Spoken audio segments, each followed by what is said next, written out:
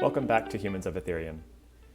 In this special episode, I get to interview three of the most important humans in Ethereum today, Tim, Pooja, and Charles of the Ethereum Cat Herders.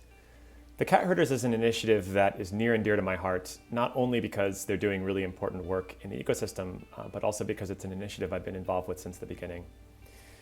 Tim, Pooja, and Charles tell us a bit about their backstory. We talk, of course, about the inception of the Cat Herders and the role of the Cat Herders in the broader Ethereum community. And we also get to touch upon some big picture topics such as Web 2 versus Web 3 and techno-utopianism and whether or not Google is evil. I hope you enjoy it. Without further ado, let's kick off with episode 5 of Humans of Ethereum featuring Tim, Pooja, and Charles of the Ethereum Cat Herders. This is a very special episode. I feel weird saying episode because this makes it feel formal. This is just a conversation among friends. But we have Tim, Pooja, and Charles here. I'm really thrilled and really excited to have a chance to discuss all these important questions with these three because they are three of the important contributors to a project that I believe, in my own selfish personal way is one of the most important exciting projects in Ethereum, and that is the Ethereum Cat Herders. I don't want to drive this call too much. I'd rather kind of shut up and listen to everyone share their stories. So would one of you mind kicking off by just briefly introducing the Cat Herders and kind of explaining what it is and how it started? Happy to provide my context, and Charles, feel free to jump in if you feel anything is missing. But to me, it seems like the initiative started based on the lack of project management in Ethereum.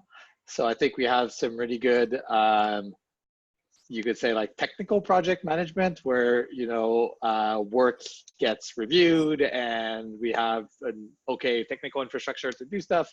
And the biggest bit that was missing in the core devs is the whole project management part. So how do you actually make stuff happen rather than not what stuff you make? And that's where the Cat Herder sort of got started as an initiative to fill that gap in the ecosystem. And I think it also opens the door to a lot of people who feel they can't contribute to the core devs or things like that because they're not as familiar with like the intricacies of the technical details that get discussed there. But they can help just like project manage Ethereum. So Cat Herders is like a vehicle to do that. And since it's gotten started, it's worked on a couple of things, like some pretty just basic but important stuff like making sure there's notes for the meetings. One thing, making sure we actually capture action items from the core devs meetings, which up to a few months ago we did not do, surprisingly. And then to like, I guess, bigger initiatives like trying to get the prog POW audit both funded and executed and things like that. So that's my high level understanding.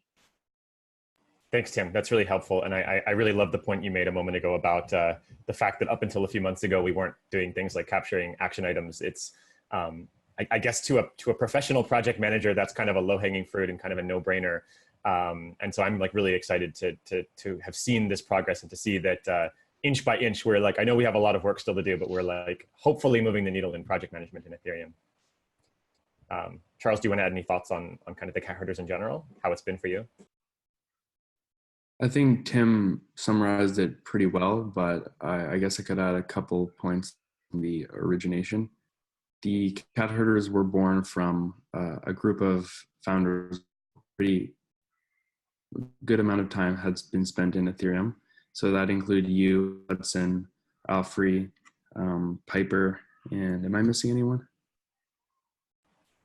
I think that's about right. Yeah, there was conversations at DevCon last year that I think kicked it off originally. Yeah, and so the conversation started about improving the hard fork coordination process, EIP editing, general note taking, and we all kind of just joined in as a grassroots group and started trying to put in action items for all those categories. And it sort of evolved to be more of a bigger group that is actually doing more scope than I think was originally intended, which is really nice to see. Cool, I agree with that. Yeah, one of my favorite things to see in our sort of permissionless ecosystem is when things kind of grow organically. And I think one of the things that's been so exciting about the Cat Herders initiative is that while it was those people that you mentioned who kind of spearheaded it originally, Needless to say, Ofri is no longer involved. Piper hasn't been directly involved. Hudson and myself, try to stay involved, but the point is that no one is leading it, no one owns it, no one has their name on it. It really is kind of beautiful and permissionless and organic. And we've seen a lot of people just kind of learn about the initiative and reach out and begin contributing in this, I keep saying this, but this kind of like really cool permissionless fashion. I think that goes for everyone here. And in a sense, that really captures the ethos of Ethereum to me. Hi, Pooja, I'm glad you got your video working. Would you like to, maybe we can kick off with intros as well. Pooja, would you mind just kind of introducing yourself? And it'd be great to learn as well what you were doing before joining the Ethereum community and like how you learned about it and got into it. Yeah. So I am currently the founder of etherworld.co that I run a website which covers the technical blog, news, project updates, and events about blockchain technology.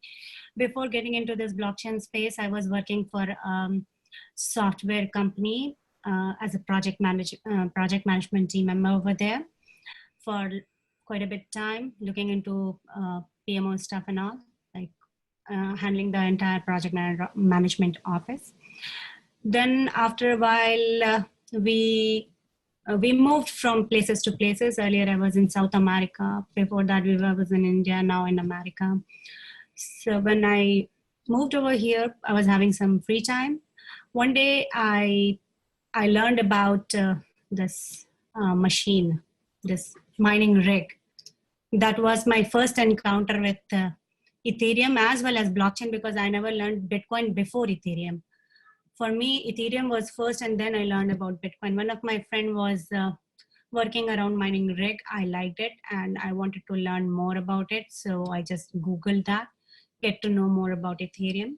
It intrigued me, and I continued my research. After a while, in like early 2017, I started with this etherworld.co blog, which talks about blockchain, all kind of blockchain, not only Ethereum, but Bitcoin and everything. But mostly my interest is towards Ethereum. So I'm also associated with the Ethereum community.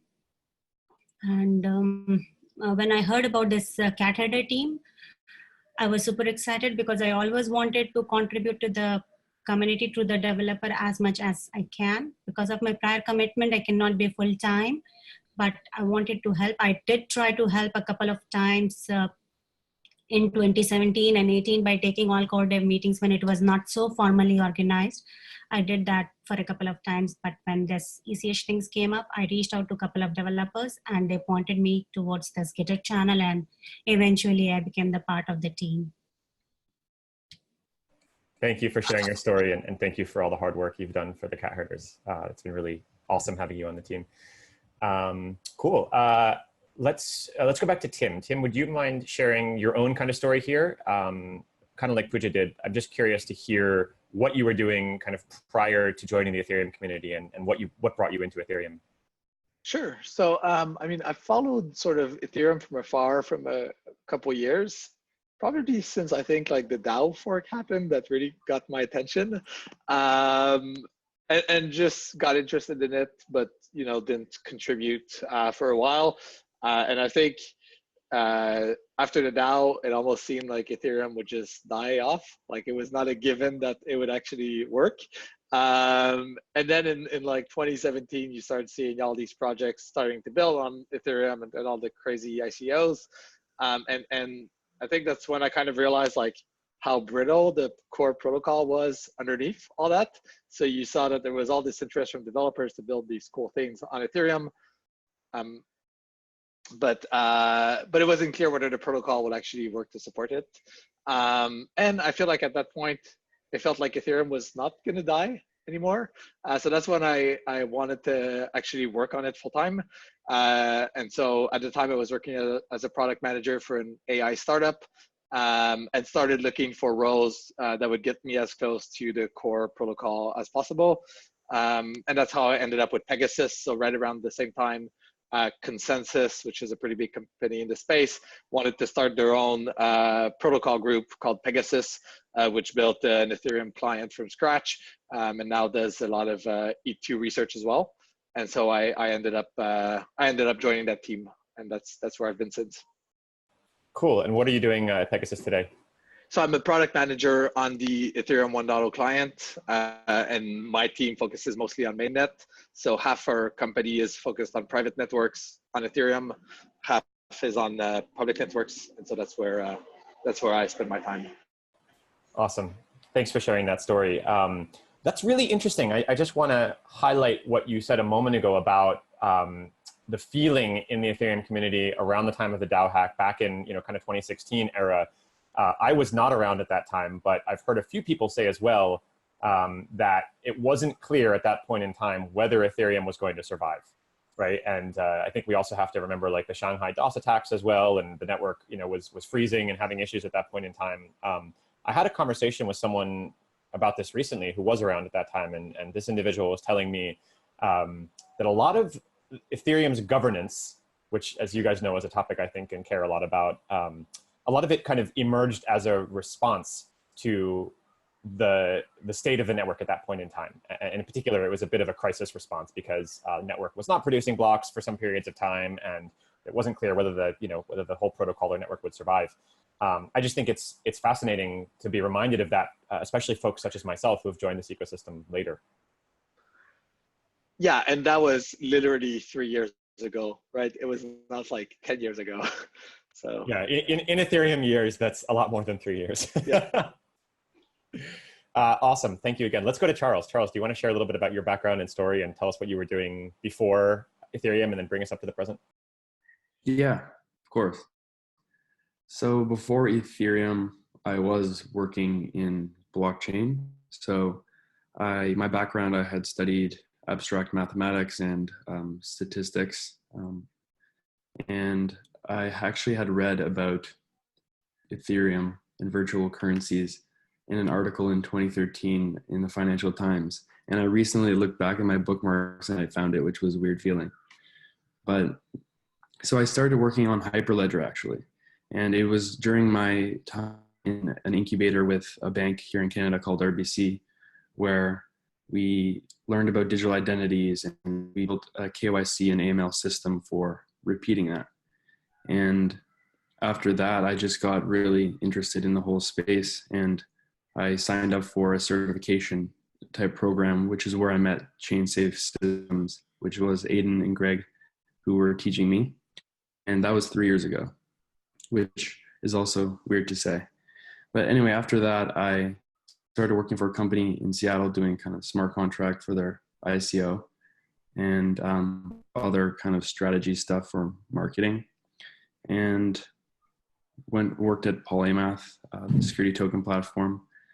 And then I had joined the Ethereum Cat Herders, which was, I think, was it late 2018? Technically 2019. And I'm currently working with MakerDAO in a supportive developer advocate type role. Awesome. That's really cool. Thank you for sharing your story. Something else just came to mind that I wanted to mention because I think it's fairly unique and pretty exciting.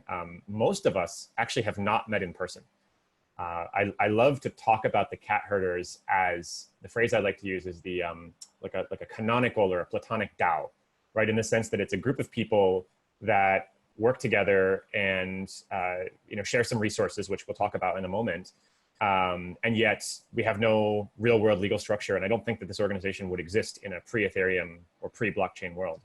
Just wondering if any of you guys have any thoughts about that. I really love this decentralization concept of this blockchain thing, because that helped me work from anywhere. I mean, even if I have not met with you guys in person, but I feel like I have met with a lot of people. We keep interacting with each other on GitHub, Telegram, and so many other places. So it makes us feel connected. We don't feel like we are actually not in an office. We do feel like an office. We are working together, and I really feel happy about it, that I really do not have to go to a particular place every day, but still I can be working, I can be contributing the way I would want, the time I prefer. So it's a good thing for me. It's a blessing for me, I know. Yeah, I know what you mean about the office feeling. And we certainly have office hours, given the fact that we overlap a lot, or at least I overlap a lot with Europe. There's kind of these core, like 4 hours a day, which kick off around 10 a.m. New York or Toronto time. And I guess we're always quite engaged. And I guess Telegram is our water cooler.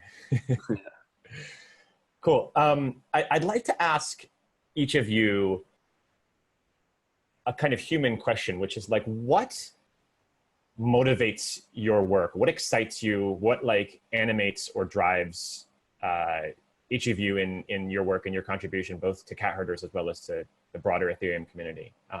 Feel free to just jump in if anyone has an answer to that question. So I guess it's kind of a almost trite answer, but there's really two things. Like one, I think just from a technological perspective, Ethereum is probably one of the most interesting projects in the world today, and I'd like to, you know, chip in a little bit to help make that succeed. It's not a given yet that it will work, right? At scale and all that. So definitely want to try and increase the odds of that happening. And I also think just like the community of people working on Ethereum is like one of the most interesting communities of people I've seen. So I think, yeah, combining like those two things together is really what motivates me. In decentralized finance and building a new financial system of the future is really exciting, and being able to contribute to that is really empowering. But back to your point, I really think that the people who I work with in the community and all the projects within Ethereum are what really make me want to work harder and bring this forward. Because although we're not in an office together, the people really do make a work experience what it is. So that I really value about Ethereum, and it makes me really excited to keep going. For me, the motivation is the diversity of people that we interact on kind of day-to-day basis, even if not in person. But yes, we do communicate through different sources. I have a blogging website, so I write, I share. Many people approaches that they want to share their ideas, and I find it like it's making the community very, very closer. We are not in different zones. We are all talking together, talking about the same topic, that is the benefit of humanity, how we are going to improve the system, improve the world. So that makes me feel very happy when I realize that I am doing my bit to make a bite of this entire ecosystem. So I feel very happy interacting with people. I feel happy when things are going ahead. I know sometimes it's being pulled off. There are a lot of hours of hard work of developers that's actually not being considered sometimes. That feels bad, but it's good for the overall thing. So I like it. That motivates me a lot, that I'm able to do something for this bigger society. Cool. That's so fascinating. I'm just smiling here as I hear everyone's stories, because it's funny, we've been working together now for 6 months or more, and we've never had this conversation before. So it's so important that I think, right, that we talk sometimes about the human side of things. And I should mention, we do have a dinner planned, I think, during Berlin Blockchain Week, right? So hopefully all of us can be there, and it'll be great to meet in person. Yeah, thanks again for sharing your stories. I want to ask as well what Ethereum represents to each of you. I know this is sort of an impossible, difficult question. I'll just kick off with my answer, which is just to give you guys a sense of where I'm coming from. To me, Ethereum is like a tool, I call it an operating system, that we can use to build better framework or institutions for humans to collaborate and work together. That's really what it comes down to. And obviously DAOs are a good example of this. I think that the Cat Herders, again, is a very fascinating case study here, because as I said before, we are this group of people spread out around the world who don't have any other connection to one another, personally or professionally.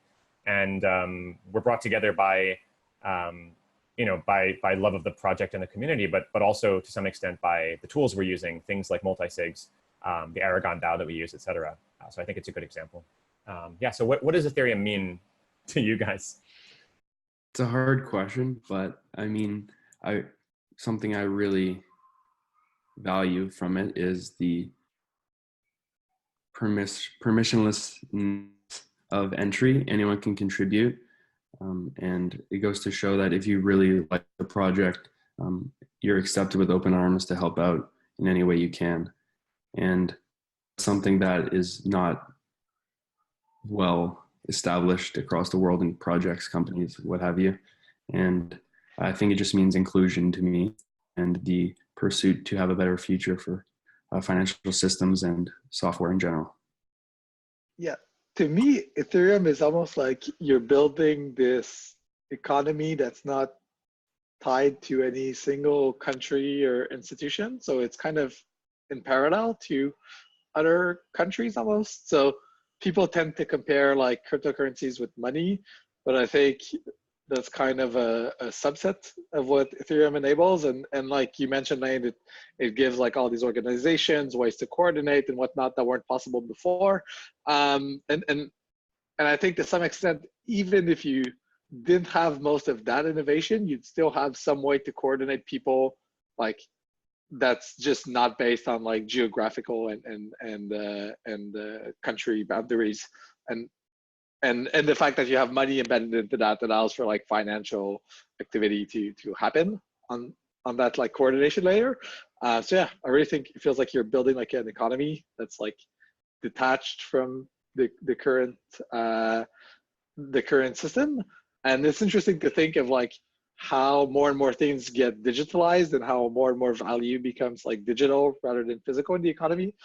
And my hope is like Ethereum can grow to capture some of that and be like not necessarily the dominant, but like a significant sort of web economy that gives people like the option to participate in that if for whatever reason it's more convenient or better or just more interesting than whatever like local options they have available wherever they were like born or they live right now.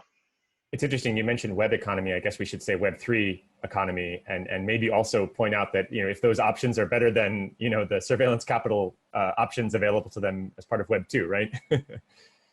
Yeah. And I think to be fair, I think one thing we do in this space too much is we're very dismissive of like the current state of technology. Like I think, for example, I worked at Google for a bit, and I think it's still one of the companies that, despite its flaws, has like advanced the web more than almost any other.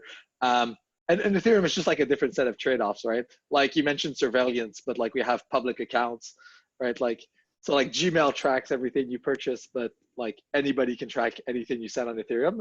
So I think they're like different trade-offs, and obviously we're working to improve like the worst aspects of Ethereum in that regards. But it's just good to have another option, right? So that like the Web2 option is not the only one, and it might be better for a whole bunch of things, but it might not be for other stuff. And so the fact that you have like this exit option, I think is really, really valuable. Yeah, that's a really important point. I'm glad you mentioned that. I do think that we all tend a little bit towards extremism and extreme kind of techno-utopianism. You know, if you rewind to the 1990s, I think there was a very similar sentiment that when the internet and personal computers first emerged, you know, that they were going to have this transformative impact on society. And as is always the case, it has happened, but not the way we expected. And of course, not everything is perfect. You know, there's always bad that comes along with the good. So I'm glad you highlighted that. I think it is very important that we have an honest conversation about the things that we're doing well and the places that Ethereum and Web3 can, you know, move the needle positively for humanity, but also discuss some of the risks. So maybe that's something else we could spend some time talking about. Good point. Yeah, Pooja, go ahead. For me, Ethereum is definitely more than a project. It's not about just doing one thing at a time. Like I had been working with the traditional companies before. I worked for Accenture for a while.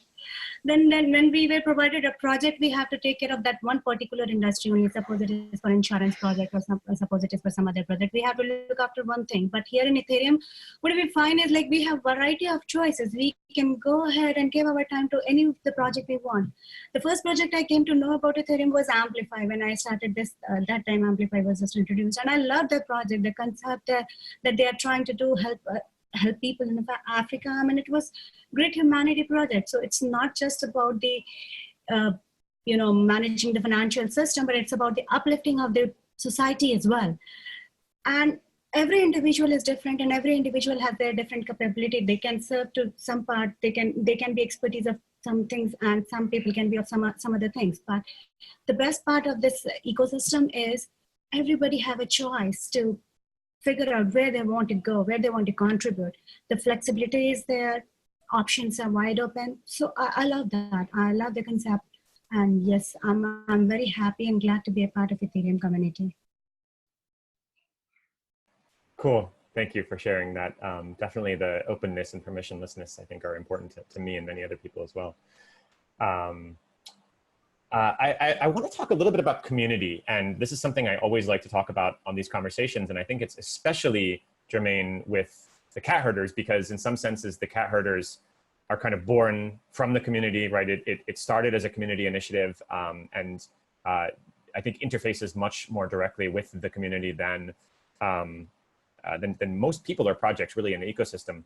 And the reason I bring up community is because it's this almost holy kind of sacred word that we use so often. You know, if you ask Ethereum contributors, like, you know, how are we going to figure out this? You know, how do we figure out, you know, how Ethereum 2 is going to work, and how is staking going to work, and you know, how is Ethereum governed? And so many of the time, the answers to these questions is, oh, well, we have to, you know, ask the community. We have to find out what the community thinks. It's up to the community.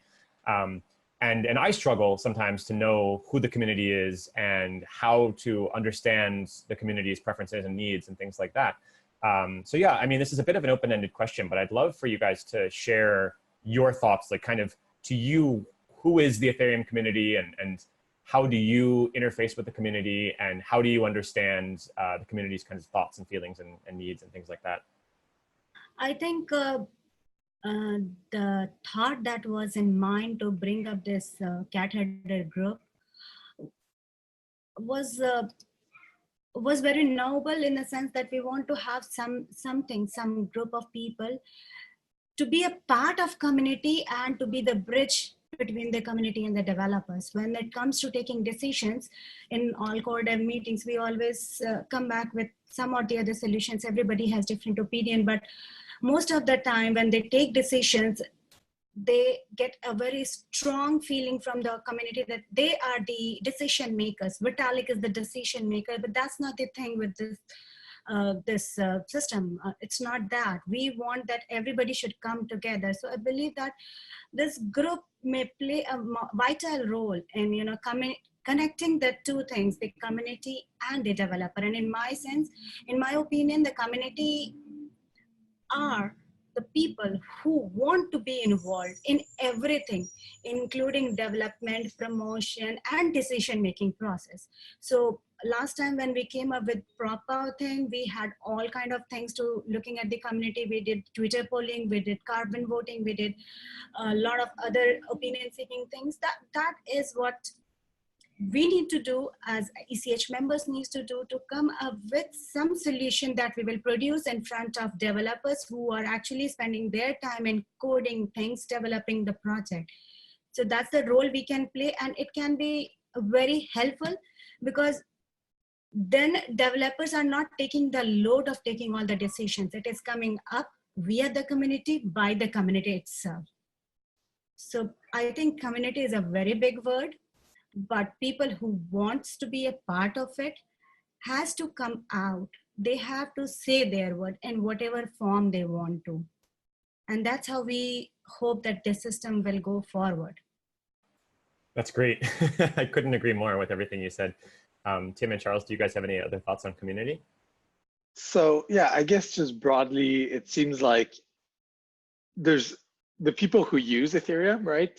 And there's like an awkward line to draw there between like end users and dApp developers, because people building stuff on Ethereum, like MakerDAO, for example, are kind of both like a user and a developer. And I think that's where one of those blurry lines of the community, where you're talking about like optimizing for the community, who are you optimizing for? Are you optimizing for like MakerDAO or the people opening like CDPs on MakerDAO?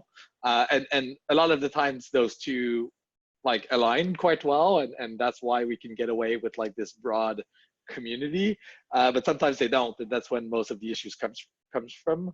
And similarly, you look on the other side of Ethereum, right? Like there's the whole question of whether or not miners are part of the community, and for proof of stake, it'll be even more interesting, because then it's like, our validator is part of the community. If, say, again, to take MakerDAO as an example, if MakerDAO validates with their treasury, are they just a service provider, or are they a community member, and to what extent? So I don't think we have good like answers there, and I think people have differing opinions. I think at the very least, like one way I interact with the community a lot is through like core devs calls and EAPs and like what changes we want to make. And so getting like the people who are affected to talk and that set the people varies a lot, right? Like if you're talking about mining changes, then obviously miners as well as people who are just generally interested in Ethereum both have a say. But a lot of like the more sort of, I don't know, technical or like in the weeds change, there's typically not that many people who care about, say, like EVM opcodes, unless they're like developers using it for some reason. So I think, yeah, the definition changes based on what you're discussing, and we have a poor way of defining which subsets to include in which discussion. Yeah, I would say that there has to be some sort of differentiation between stakeholders and community, because stakeholders could be anyone who holds ETH or anyone who's building or any type of developer contributing. Then there's the community who is speaking about it, asking for new kind of requests or engaging in these conversations. And I think a big role of the cat herders is filtering through the noise and making those connections between the developers and the community and all the signals that are out there, because there are a lot, and there are a lot of discussion forums, and it's hard filtering through the noise, and that's not the role of the developers to do. So I think that's a big part where, like Pooja said, we're bridging the gap, and that's where we're adding a lot of value. Yeah, I totally agree. It's interesting, as someone who has sort of one foot in the core devs and one foot in the cat herders, I can see this from both sides. You know,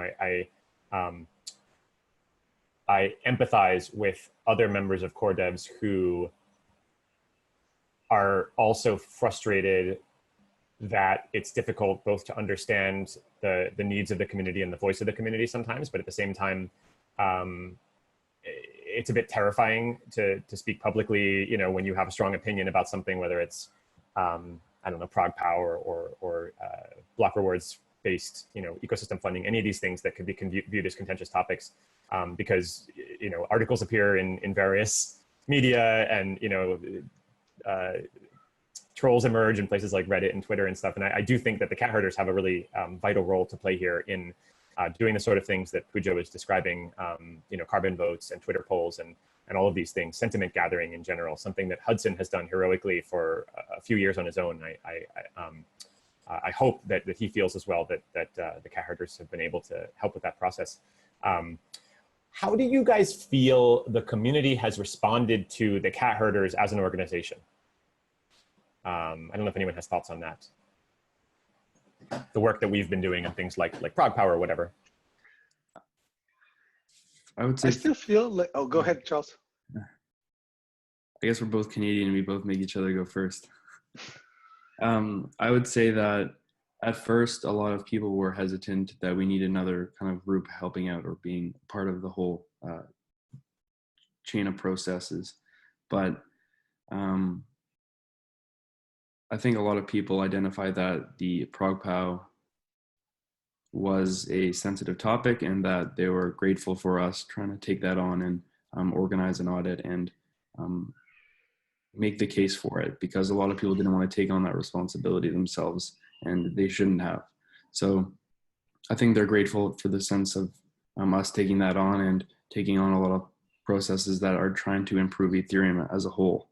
And I haven't seen many negative news other than just asking if we're adding value, which is a totally respectable question to ask. And we have shown that we have, and we need to continue to do that. Yeah, I feel there's still probably a bigger gap between core devs and the cat herders than I'd like there to be. Especially like we talk about like hard fork coordination and all that. Realistically, 99% of that work is still happening on the core dev side. Like we just had a cat herders call where we mentioned like James Hancock and people like that. And I guess the challenge is like, obviously the people who do this work or who have the best context to do this work are the people who are like involved in it, you know, because they're core developers, EIP editors, whatever. And is having them be part of the cat herders just like adding yet another meeting to their schedule, right? Like when is the most valuable thing you can do? Just like get out of the way and let people do stuff. And I feel like we haven't found the right balance there. And it's something I've been thinking a lot about, like how can we make the process smoother and like give like core developers more time back, but at the same time make sure we have all the context and we're not like duplicating work and duplicating information or yeah. And I don't have a good answer there, but to me that's like the biggest like the biggest open question for the cat herders right now. Like, how do you add value, engage people, but not become a burden? Maybe we should ask the Alcor devs that question on the next call on how we can best add more value. I think that would be a good idea. I agree. So I believe that community were not so, I should not start with a negative thing. So community had some kind of resistance accepting the ECH people in between, looking for what value they are actually adding to the system. But sooner or later they started relating themselves, like we are also a member of community itself who are trying to drive these things go forward. So they started accepting us, and that became very helpful when we came up with some ideas to do this thing and that thing. When we started with the hard fork thing, a lot of people jumped in to support this EIP process. Thus, they came up with the new proposals, new ways, and the first time they are handling so many EIPs together. That's incredible. I believe that ECH is playing an important role, and community is also trying to accept it. And once they are accepting it, the things will become much more smoother. By time, I believe it's going to be better and better. Now we have started with at 2.0. We are interacting with those guys at 1.x and other things. I believe that in long run, we are going to provide much more support, the resources that other groups are looking for to help out with some of the non-development work. They would be getting it from ECH team, because ECH is open wide community. Many people have different experiences they can come and add. If we just publish the task for them, they would come and help, and that would be really helpful for the system in long run. Cool, that makes sense. I certainly share your hope that ECH will continue to be able to broaden its mandate and add value to more people and projects. Tim, I think the point you brought up is super relevant, that, and I agree here as well, that one of the challenges is to figure out how the organization can continue to do that and add value without sort of stepping on people's toes and creating more of a burden. As you were describing it, I couldn't help but think about the Fellowship of Ethereum Magicians, which we have a lot in common with, right? FEM was also born in this sort of grassroots, permissionless fashion, and I think has added enormous value and created a really exciting forum for many more folks to have their voice be heard in the technical governance of Ethereum, but also faces some of the same challenges. It's not always clear to me that the fellowship has figured out exactly what the right levers are, or exactly how to join that conversation and have its voice be heard, in the sort of governance, the technical governance process, without stepping on people's toes and things like that. So that's an ongoing challenge. And I do think we should bring up this topic on All Core Devs, but I'm a little skeptical that anyone's going to have a good answer to the question, but let's do it anyway. Yeah, I feel it might be worth bringing it up on the Gitter before, so that people have time to think about that. And someone mentioned this on the last All Core Devs too. Like, it'd be good to have, that's maybe something the cat herders can do, but to have like a list of questions that we'll be discussing on the All Core Devs in advance, so that people don't have to like just form an opinion on the fly. And we kind of do that for EAPs already, but we end up discussing much more than that in All Core Devs, and to say like, oh, we'd like to, get people's thoughts on this. If it was either part of the agenda or something, then people can think through like, oh, what would cat herders be valuable to help with? And they don't just like make up an answer. Cool. Yeah, just one more thought here is I think it's also about building trust. And I think that a couple of you guys mentioned this when you were describing how the community has reacted.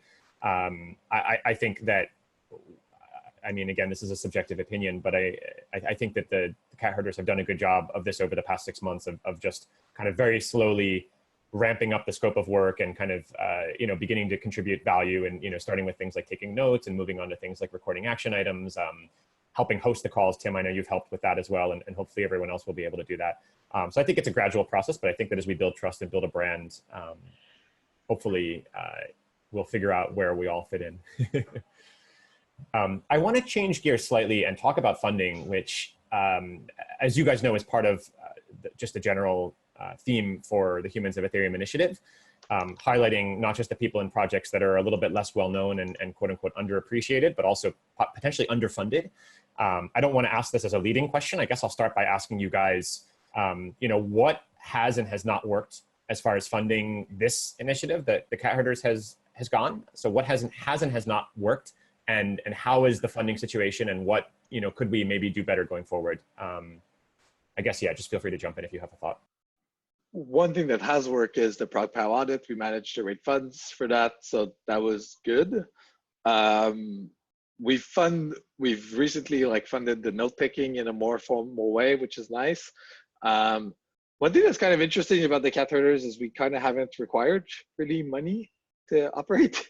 So this obviously assumes that everyone's time here is kind of volunteer. I mean, I'm lucky enough that I kind of count this as part of my day job, and people are okay with that. But that might not be the case for everyone or most people in the Cat Herders. So people are just volunteering their time. Yeah, that's like my high level thoughts on the funding so far. Yeah, I agree to most of the part you said.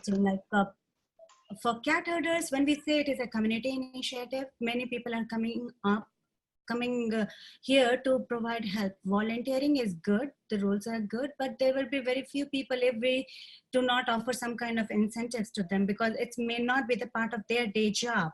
So people who are actually associated with Ethereum Foundation or some or the other projects of Ethereum, they may find it doing a little extra bit, but relevant to the job. But if we want the things to be done, and to put everything in place, and by the time we can get extra resources if we have extra funding. We can ask more people to join in if we have funding, we have initiative, just like small amount of bounties would help. But yes, I mean, I'm not sure, but I would want to suggest that we should consider this as, again, a working group which is there to help on the developers, core developers. So funding would be a thing that needs to be seen in future, that needs to be a lot of discussion is required there. If we get more funding, we can go ahead, take more jobs, because people are there. It's just that they might need some kind of incentive to do that.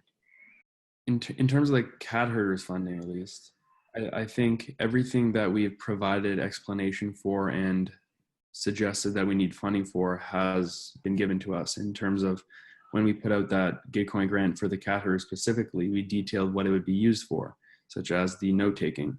And as for the ProgPow audit, we gave a detailed explanation as to what that was for. So I think the main thing is using the existing channels such as Gitcoin grants or another grant platform, plus giving a very detailed explanation as to what the funding would be used for. And I think we would have no problem securing it.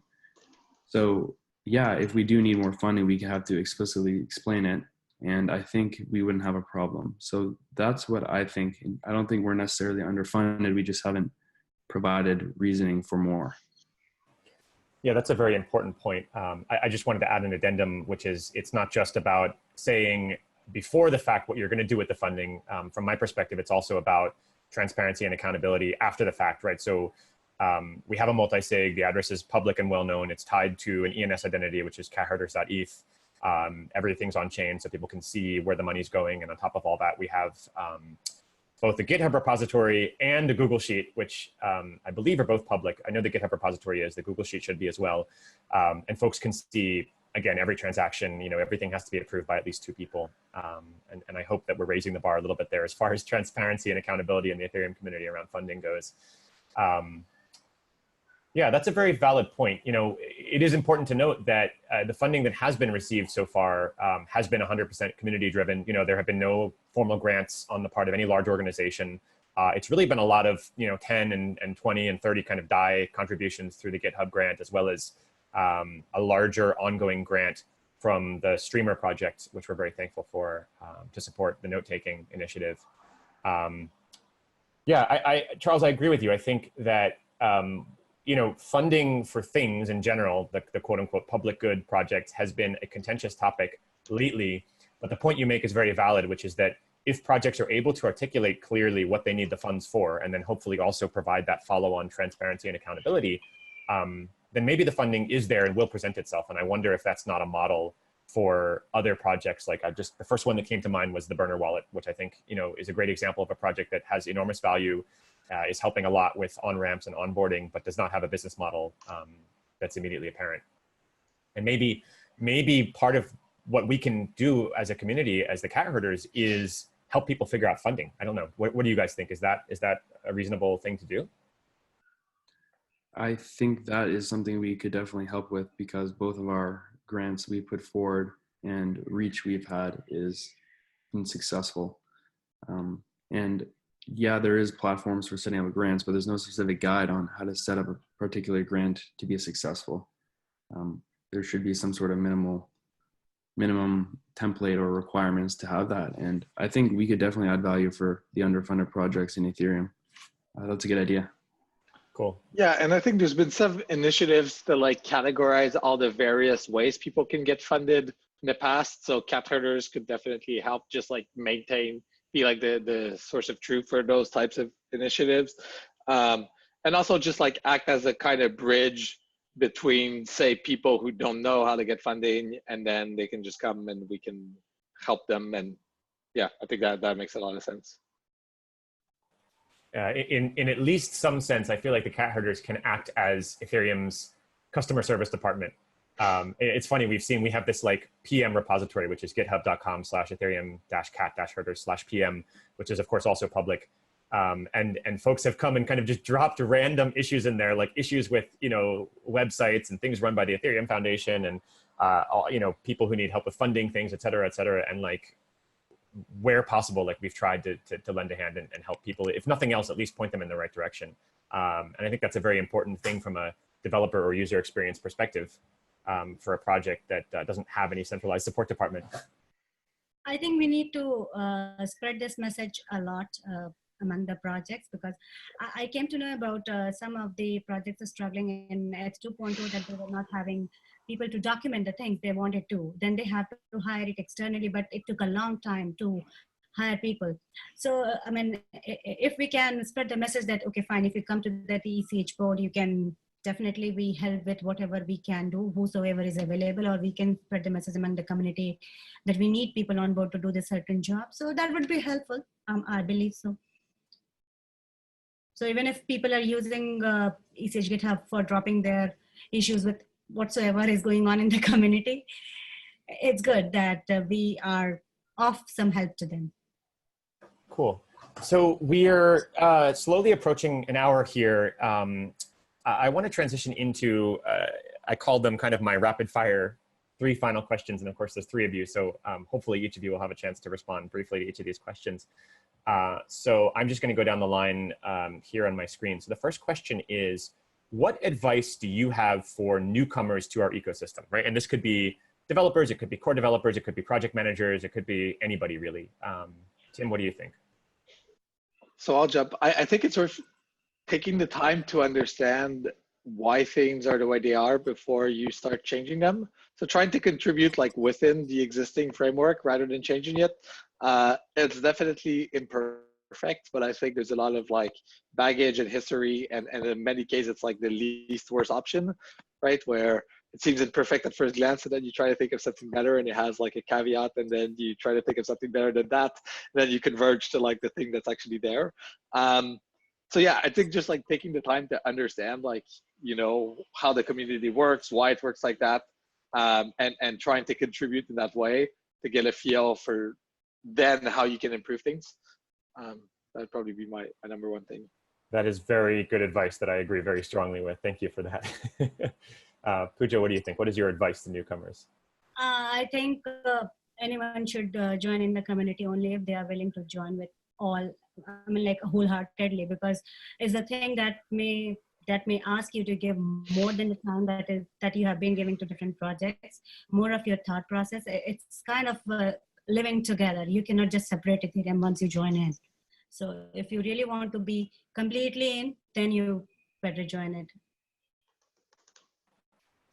Cool. Now you should be able to accept the rejections as well, because not every thought of yours would be accepted here. As Tim said, that there are some not so bad decisions that we might agree to take at some point of time. So yes, if you're ready to accept those things, this is the best place. Yeah, I think that's a valid point as well. I think we need to have humility and recognize that, I think like Tim said as well, things are the way they are for a reason. And while we believe in radical experimentation, we need a balance there as well, I think. Charles, what do you think?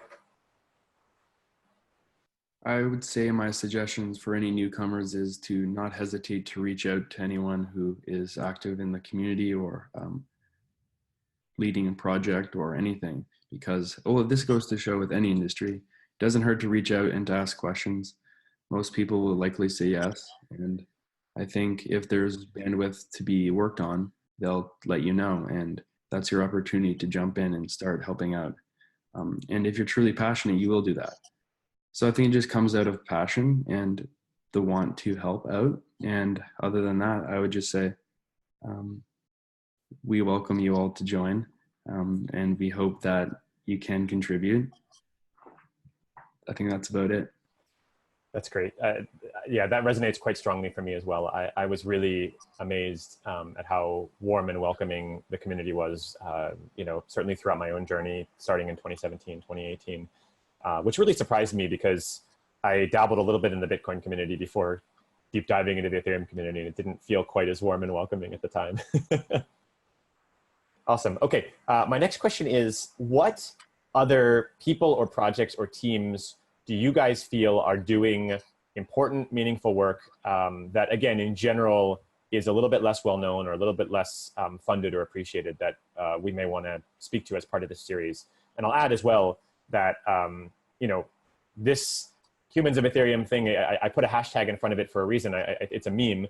And I think that it would be awesome if you guys or anyone else could take that flag and run with it, and maybe we get some exponential growth here in terms of like the conversations we can have. Let's go back to Tim if he has any thoughts on that.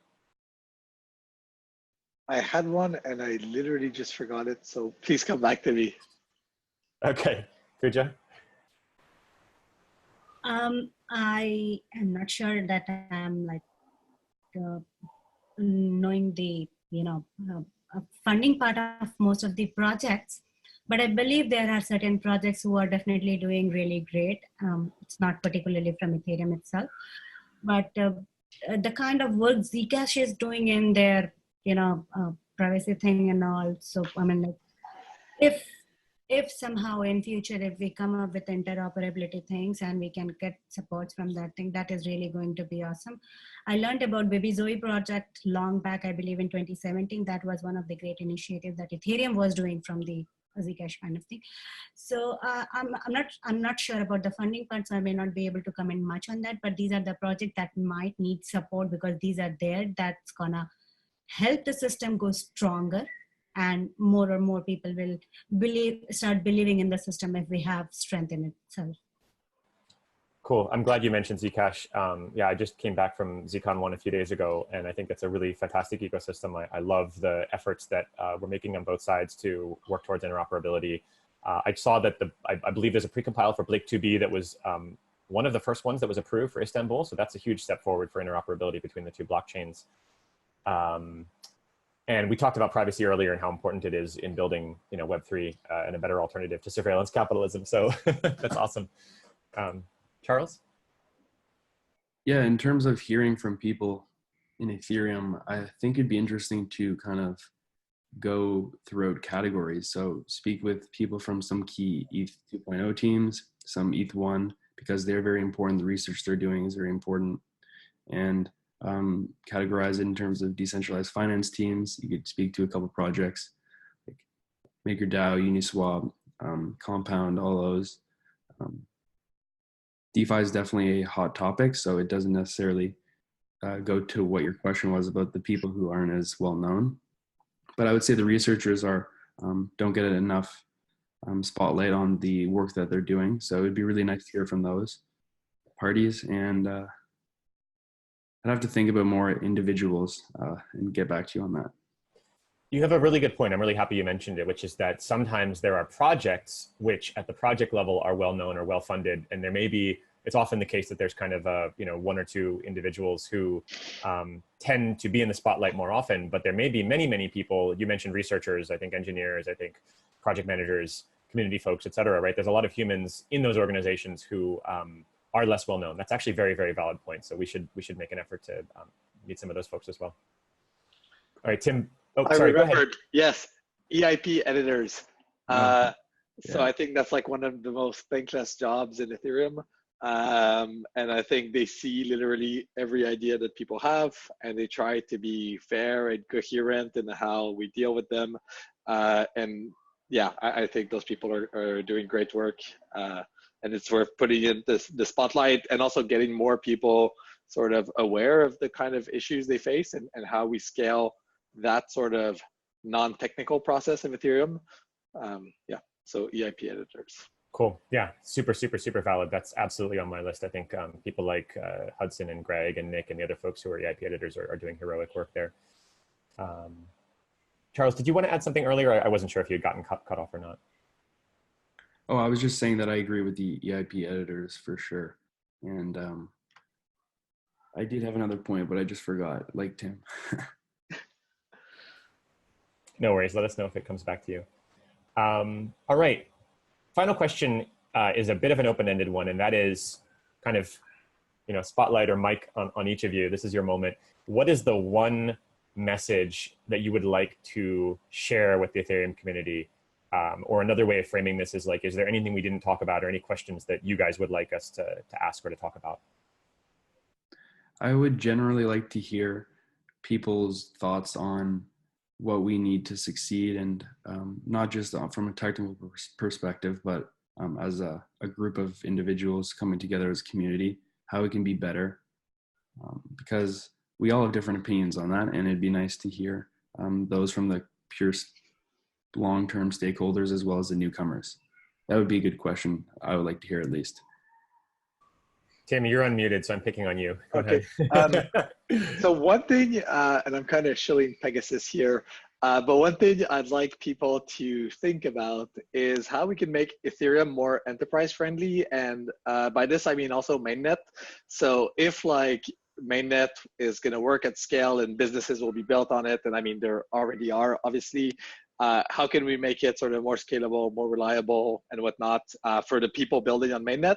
And I think that the like ripple effect of doing that is there's a lot of like skepticism around private blockchains and consortiums, and similarly from the mainnet community, and those communities have a lot of skepticism towards mainnet because it's like this disorganized chaos. And so I think if we can make mainnet sort of more just like sort of enterprise grade in terms of like how it works and the expectations people can have of it, that's great for both applications that are building on it today and for just bringing more in the future. And if we want like large companies and corporations and whatnot to use Ethereum to some degree or another, yeah, we should focus on that. So yeah, just that's having fascinating. No, I love that. I think that we should do an entire hour on that topic. I think that that's a really valid point. There are definitely tensions between these two communities. So how do we bring them closer together and learn from one another? Yeah. And I guess it further goes into a question you could ask about interoperability and how you see different projects all trying to come to some sort of similar vision, but how we can best work together. That would be great. And a fun question you could ask is what someone's favorite project is in the space and maybe why. But that might make the list longer. I'll add that to my list. Do you want to give us your answer? Are you going to say Maker? Yeah, I would. You'd probably just get the answer that everyone is currently working for or has been working for and following for a while. Like Tim just shilling Pegasus. So if I'm not shilling Pegasus, one I think blows my mind is Urbit still. And I'm so stoked that Urbit put all their points on Ethereum. So to me, that's like an example of really cool interop where it's not like trying to capitalize off Ethereum. They're like doing what they do best, building their little OS and whatnot, and having like their own product, but then using Ethereum as like the anchor for their digital identities. And And to me, that's just like a perfect use where it's like it abstracts away one of their concerns, and they can build like this awesome product on their own and focus all their energy there. So I'll show Urbit here. Urbit is a really fascinating, crazy project. What I love so much about it is that it makes Ethereum look simple and not ambitious by comparison, because they're trying to reinvent, they're trying not just to build like the blockchain layer, but basically reinvent all of computing from the very ground up. I think it's super ambitious, super exciting. If you're not familiar with it, look into it.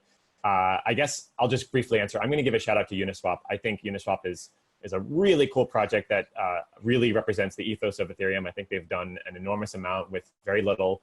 It was also very much community driven and didn't do an ICO, et cetera, and has seen a lot of success, and has just built something that's super usable, and I think will help a lot with just making Ethereum more user friendly. All right, let's go to Pooja for the final word. Pooja, if you have a favorite project, please share it, and then we'd love to hear the other question as well. Just anything you want to share, or any questions you think we should be asking the community. Yeah, I mean, I came to know about Connext when it started. It didn't even go with any kind of ICO and all, but that was the project with a very small group, but they tried to give a lot back to the community. Recently, we saw that they came up with a very good, very interesting channel. Another thing, I'm just forgetting the name. Yeah, I was talking about Project Connext. I mean, like, I find it's very, very interesting. It started with a very small group of people, and they even did not go for some kind of ICO to fund their project, but they started it, and they started giving back to the community. Like, I'm just forgetting the name. Fine.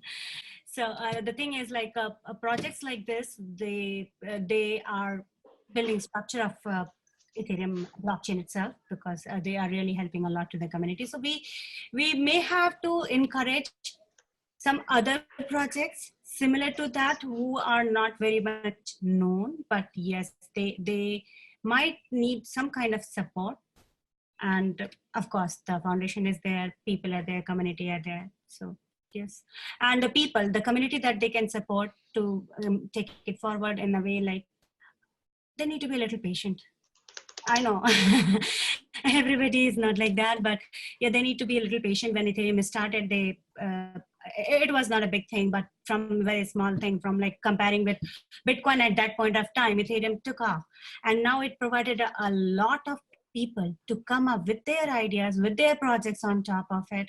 So it may take time to come up with Eth 2.0, sharding implemented and everything implemented, but it is going to happen. So we have to have faith in it. And yes, we are going to take it forward.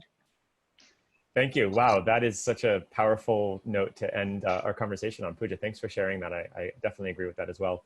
And thank you, Tim and Charles, also. Thanks everyone for joining and sharing a little bit of your stories, for being part of Humans of Ethereum. See you back on the Cat Herders channel. We'll post the location for that in the notes here, so that folks can find it and join and actually contribute to Cat Herders if they want to. Cool. Thanks, Lane. Thanks, Lane. Thank you very much, guys. Thanks for listening. Tune in again next week for a conversation with Jay Rush. Jay is one of the funniest, most modest, and just one of my all-around favorite people in the Ethereum community, so I think you'll really enjoy the conversation. He runs the Ethereum community in Philadelphia, and he also did very important accounting work in the aftermath of the DAO hack, which led him to create a project called TrueBlocks for data transparency. So we talk a lot about the ongoing challenges of extracting data from the Ethereum blockchain even today. He also has the benefit of having been in tech for decades.